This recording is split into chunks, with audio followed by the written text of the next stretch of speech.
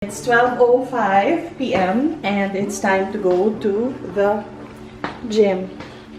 Alam mo talaga hindi kaya pagkaiba kumukuha ng video ko. Okay, hello! It's so dark. Umuulan. Yan, umuulan. Okay. It's 12:05. Late na tayo. I am late. And so that's what I'm gonna do today. To go to the gym. Mahirap pala tong a day in my life. Coach! This is Coach Flax! Hello guys! Samahan nyo kami ni Miss Marge sa workout na for today. For today? Yeah. Coach, ikwento mo, gano'n na tayo katagal magkasama? So technically, siguro 2018 Miss Marge. Correct, 2018. November. Oh. So November we started working out until now.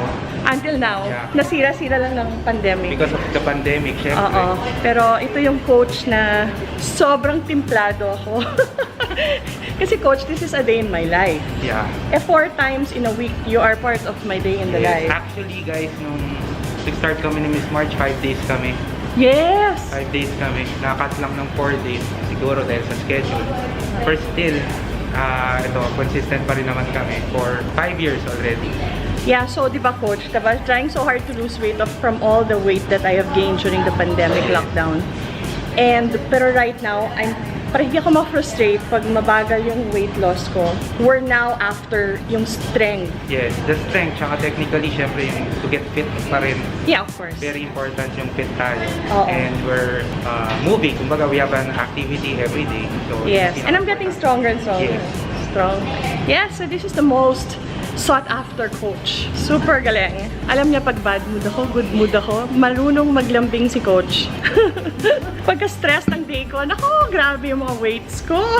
Kumbaga, alam natin paano timplahin. Alam niya. So that's why we got along so well. So this is the beautiful gym.